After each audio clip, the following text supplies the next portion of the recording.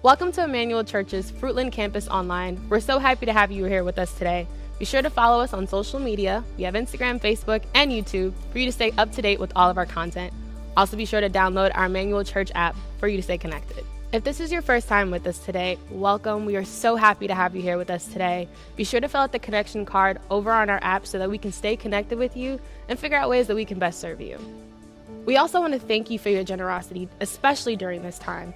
There are 3 easy ways to give. The first, online on our website, through our mobile app, or you can mail or drop off your donation here at the church where we have a secure mailbox just for your gift.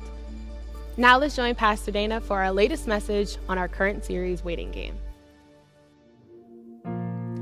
Hello, everybody. Thank you so much for joining us today online. My name is Pastor Dana. I'm the pastor at Emmanuel Fruitland. And today we're going to continue with our sermon series, Waiting Game. Hopefully we won't be waiting much longer, but look, we hope that you have enjoyed this sermon series. I know that I have, even as I have spoke every week. It's been something that I can identify with, that I feel like God is speaking to me in a particular area.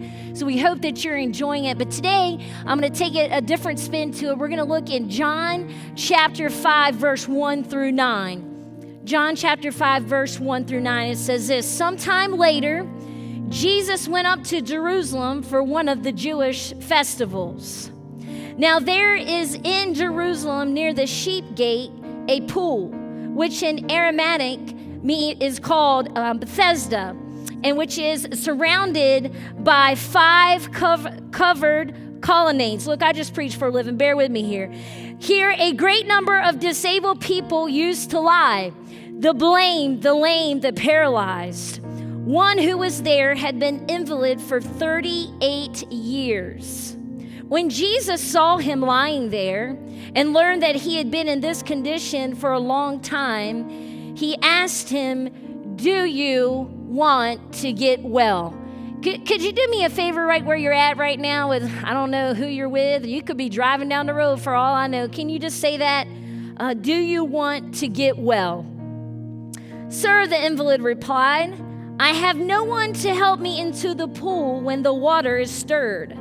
While I am trying to get in, someone else goes ahead of me. Then Jesus said to him, Get up, pick up your mat, and walk.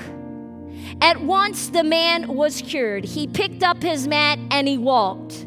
The day on which this took place was a Sabbath. The title of my message today is, Who's on Your Porch? Who's on your porch? Let's pray. Father God, we thank you, Lord, for who you are. God, today I pray in the name of Jesus that your presence would fall. God, I pray today for someone who's laying on a mat. I pray for the one who's been laying for 38 years. Maybe it's been 30 days. Maybe it's just been 2 days, but God, I pray for the one who is down on their back today, the one who is laying, God. Lord, you know the one. Lord, in this passage, Lord, there's multitudes of people, but yet you saw the one. You saw the one lying on that mat, just like you see the one today who's at home, who's riding down the road, Lord. Maybe they're outside, wherever they're listening to this sermon today. God, I pray, Lord, in the name of Jesus, God, that you would speak to that person today. And God, I pray that they would know that through you and only about you, God, is the way that we can get up from whatever has knocked us down today. In Jesus' name, amen.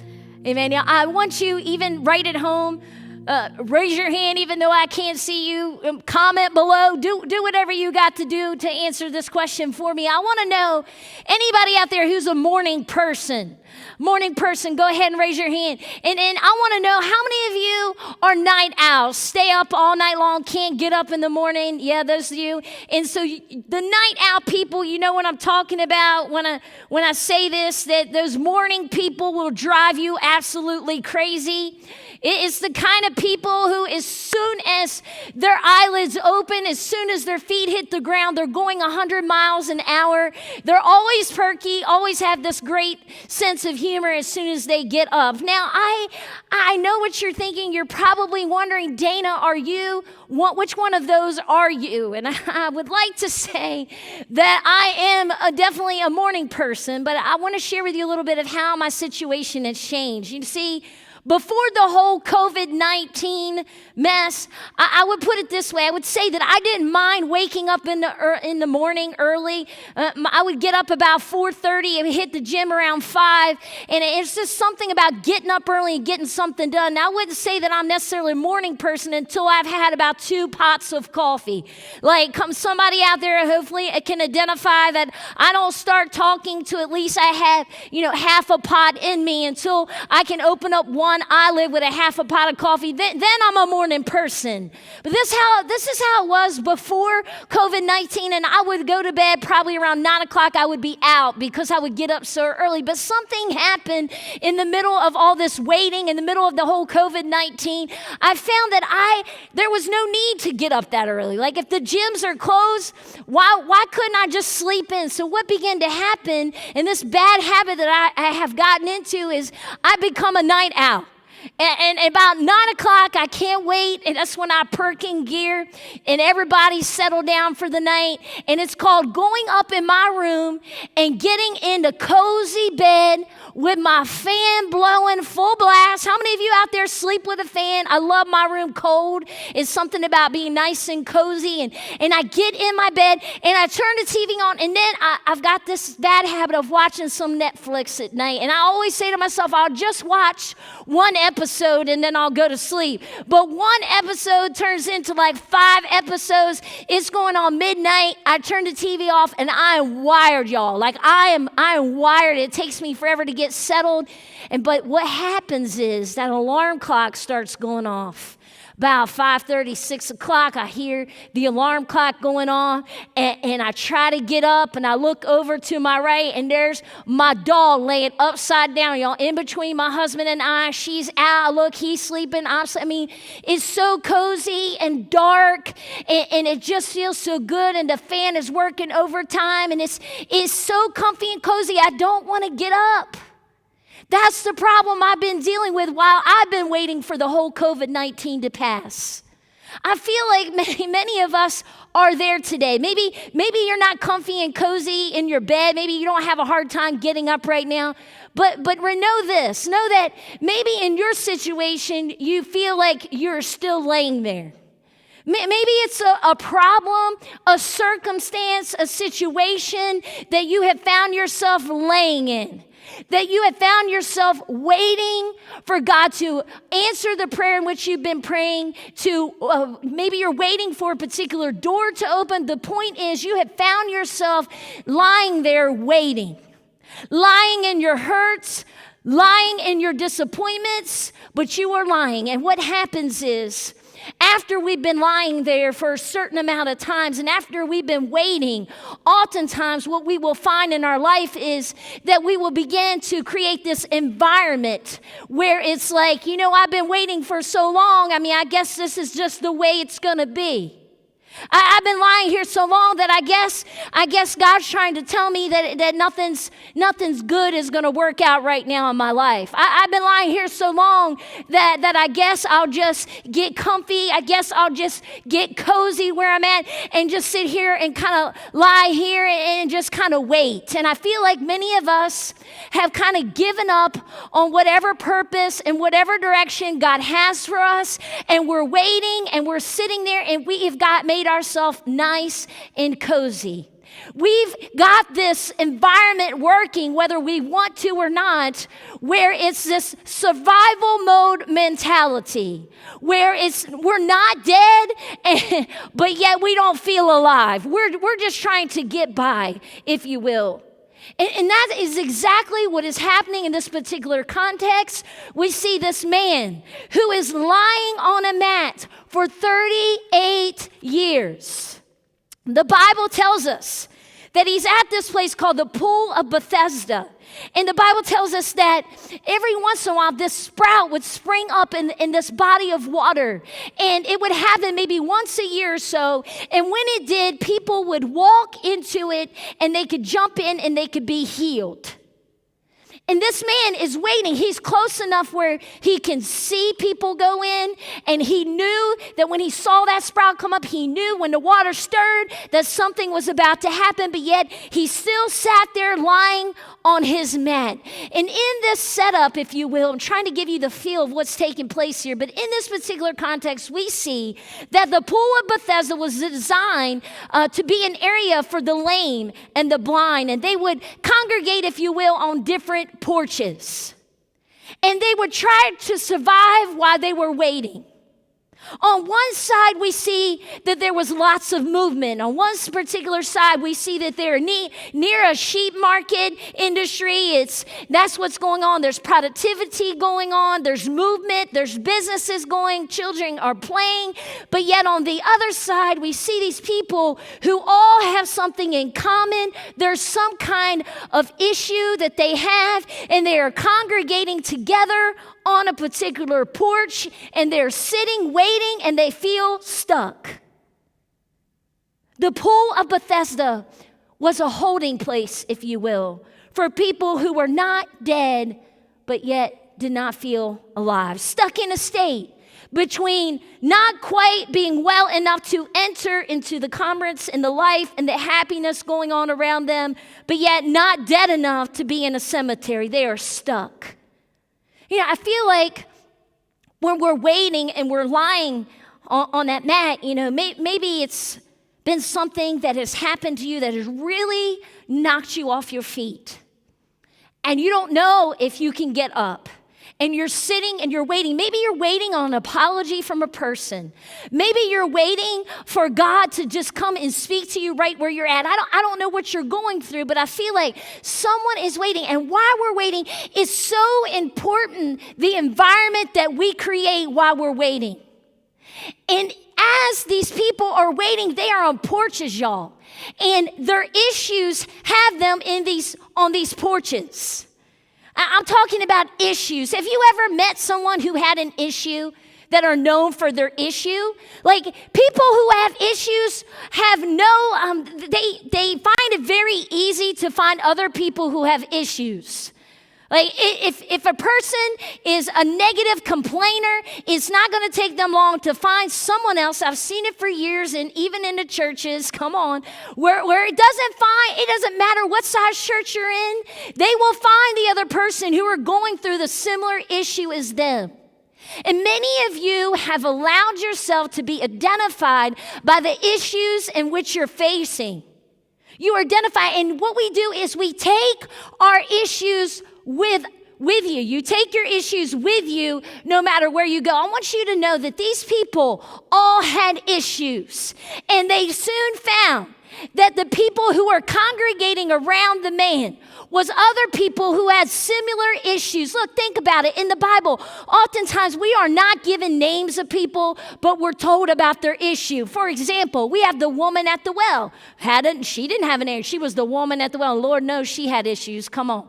And then we see, the demonic man, and we see the woman with the issue of blood. All these things throughout the Bible, and people identify the issue. Have you ever known someone who has an issue, and you're around them, you're like, oh, Lord, I heard about her issue, or Lord, I'm not going to get near her because I know what she's about. Because what we've done is we've allowed people's issues, we've allowed our own issues to instill this label upon us, if you will. And so many of you are stuck in your particular issue, and you're in the survival mode mentality, and that's what is going on at the Pool of Bethesda. They are on their porch, right? They have allowed other people to pull up a seat. I wonder today, who have you allowed on your porch? Who have you told while you were sitting, while you were waiting, laying on your mat? I wonder who have you told, oh, come on, why don't you come pull up a seat, honey? I heard what's going on in your life. Let me tell you a little something about what's going on in mine. And whether we've wanted to or not, we've created this environment, which is so important when we're waiting, who we put around us, what kind of circumstance, what kind of people, what kind of relationships that we have all around us in the middle of our issues. And we got to stop, ladies and gentlemen, putting a label on our issues. And instead of walking around with our head down because of our issues, we need to start speaking to our issues, because there is one named Jesus who is bigger than any issue that you are going through. So no matter who you have on your porch today, there is a way that you can break through. There is a way that God can come through and meet you in the middle of your issue. That's what's taking place here. People who have issues. People who have congregated together, sitting on a porch, waiting for that moment in which they too can be healed. And this is what we have. People who have allowed issues to go around us. See, some of us have been stuck in dysfunction for so long that it's become a part of who we are. We've become a prisoner to it. And we can't surround ourselves with people who, let's just say, I don't want to say negative, let's say we don't need to survive, or we don't need to surround ourselves with people who are blind, because all we're going to see is darkness. You know, growing up, my parents used to say, you are who you hang around. And I would get so upset. I'm like, you know what? I am not who. Yeah, just because they have issues does not mean that I'm going to have issues. And I remember thinking that to myself, and I would fight with them, and I would say, no, I don't know what you're talking about. She's not like that, or he's not like that, or whatever the case may be. But deep down inside, I always would remember, you are who you hang around today. Why you feel like you are laying on your back, why you feel like you are sitting on your mat, why you feel like you can't get up, it is so important that you have the people on your porch who can instill things in you that will help you get up from your situation, not continue to push you down and make you feel like you will never get up. You know those kinds of people. I preached about it just a few weeks ago. I feel like I could preach about it every week, because when we're waiting, it's so important who we've allowed to pull up a seat at our table or on our porch in life. That's where many of you are at right now. In this particular context, we see this guy who's sitting on mat 38 years. Jesus comes upon the scene. Whew. How many know it's something about when Jesus comes up on the scene? Jesus is coming up on the scene, and out of all these multitudes of people who have all these illnesses, who are disabled in some shape or form, have in these infirmities, out of all of them, Jesus sees that one man that's been laying on the mat for 38 years. Some of you today might feel like he does not see you, but I want you to know Jesus always can find the one who needs him the most. And he knows some of you have been laying there longer than others, and he wants you to know today, yes, I see you. Yes, I see your hurt. Yes, I see how you are waiting. But if you'll just allow yourself to trust me, if you'll just allow yourself to continue to wait for me, I promise something good is about to happen. So we see that Jesus comes on the scene. He finds the one, and he goes to him, and he asks this question that seems so strange. Do you want to get well? Do you want to get well? It's like, duh, Jesus. Like, Jesus, you know how long this guy's been sitting here. He's been sitting here 38 years. You knew that before you even came on the scene. That's why you picked that one man. But yet Jesus says in a very strange way, he says, you know what? Do you want to get well? Because there was something about him. See, when you want to get well enough, when you get tired of laying in something for a while, you know, even if you ain't quite all the way up, you might have a smile on your face when you know that Jesus is about ready to do something, or some kind of sense of urgency that says to Jesus, like, Jesus, I'm here, and yeah, it's hard, but Jesus, I know that you're going to come on the scene and you're going to deliver me from that. But he was not getting that from that man. And that's because he was too busy looking at the things that have hurt him. He was looking at the afflictions that he had on his life. And I want you to know today, staying where you are causes an addiction to your affliction. Addiction to your affliction. I want to just stop for a minute and talk to some of you right where you're at today.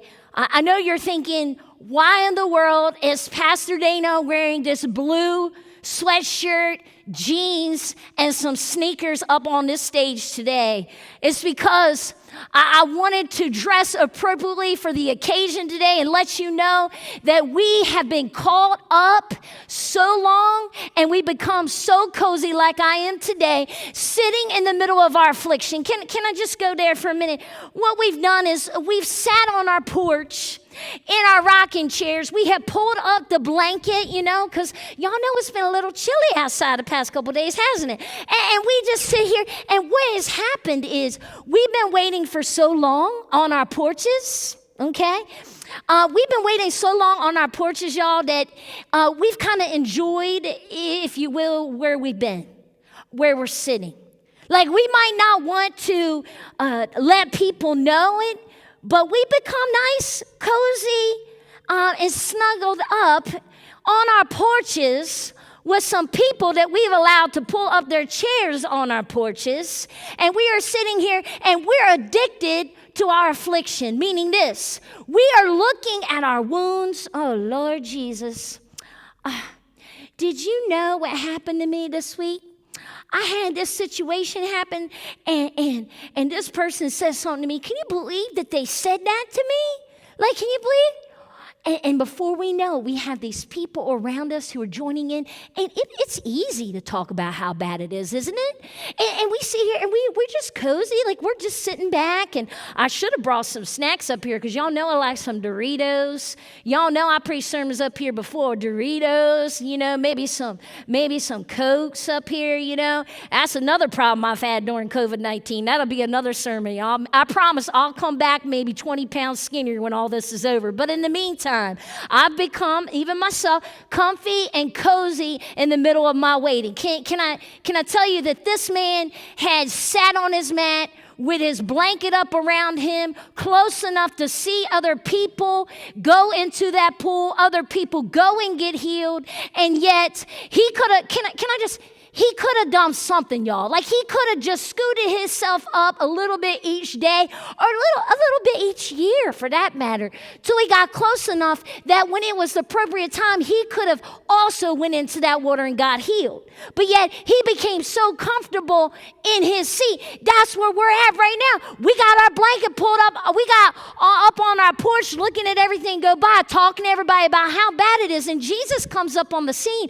He sees him, and he's gotten so comfortable, and Jesus knows that. That's why he asked the strangest question when he says to him, do you want to get well? Because see, there's something about talking about how we want to get up. There's something about talking about how we want to get well. But yet some of us, to be completely honest, have become so cozy and comfortable that we like where we're at. We like talking about our hurts and our disappointed, looking at our wounds, talking about it. But see, when Jesus saw this man, he didn't get down on the mat with him and say, oh my goodness, you poor baby. I'm just so sorry to tell me all about it. In fact, while I'm here, let me hear all your friends on the porch talk about how bad all y'all's issues are. Jesus didn't do that.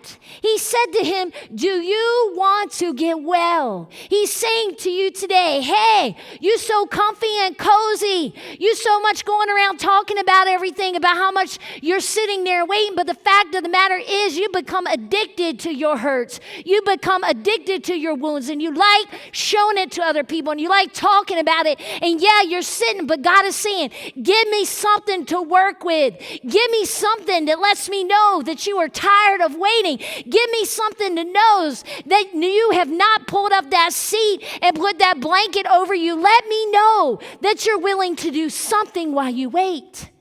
So Jesus says to him, do you want to get well? And you know what he says to him? He says, well, yeah, but see, what happened was when I was waiting, and then he starts justifying all these things. I want you to know today that justifying your condition only gives it a license to stay. Justifying your condition only gives it a license to stay.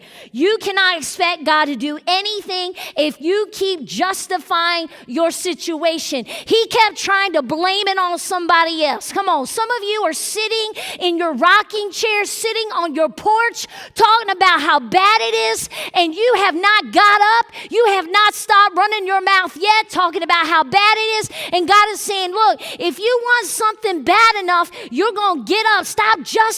The point of the matter is this: if you're hungry enough for me, if you need me enough, you will find me right where you're laying, right where you're sitting in the middle of what you're going on.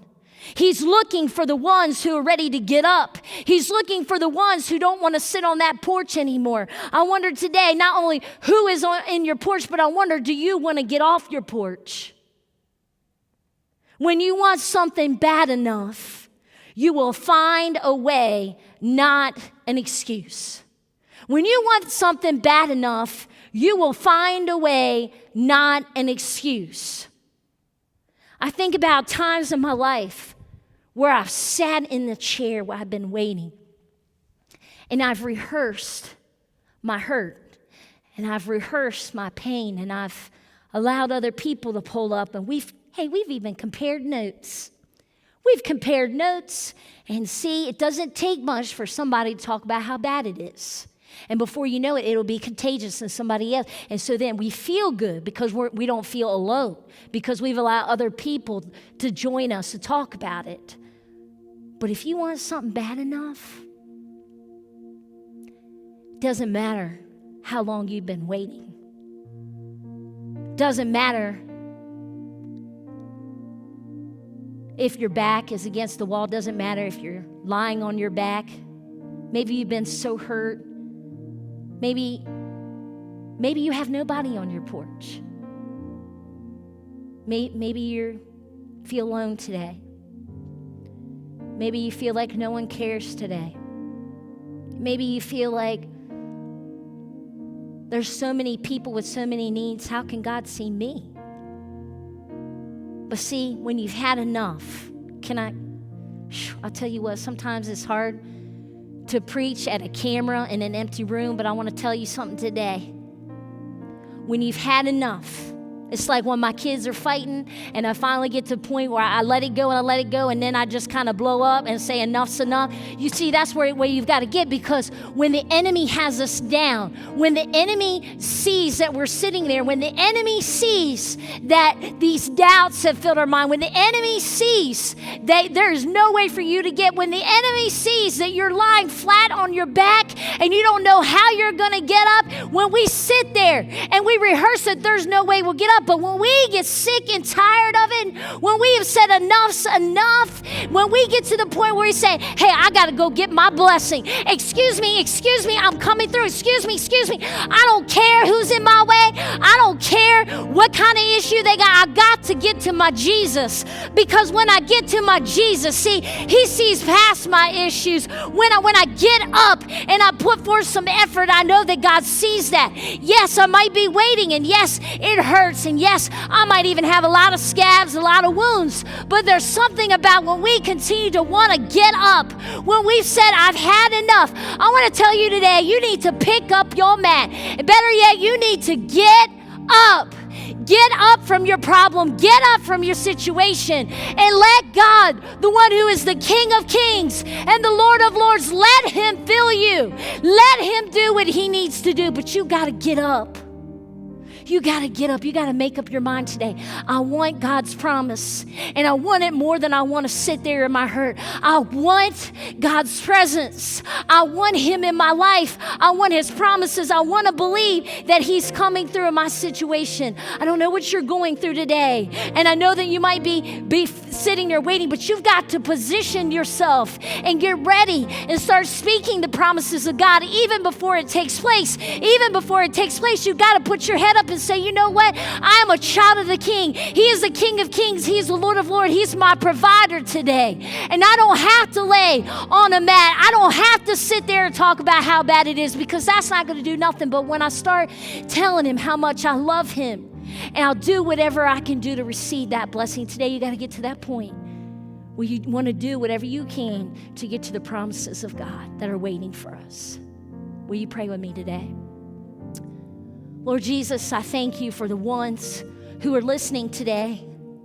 God, I'm so grateful that you never give up on us. I'm so grateful today, God, that you don't come up on the scene when we're hurt and sit there with us and, oh, I'm so sorry. You don't compare the notes. You don't talk about how bad it is. But yet, God, you simply come on the scene and you hold us where we're at.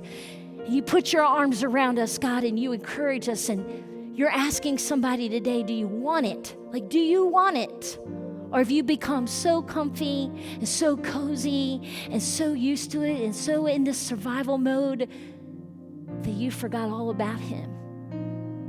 Today, God, I pray that we would get up off our mats. I pray we would get up off our situation, that we would get up off the things that have hurt us for so long. And God, that we would present them to you, that we would be ready to go when you call us. Pray for the one today, God, who feels hurt. I pray you would give them peace and that you would raise them up. In Jesus' name, amen. Thanks for worshiping with us today.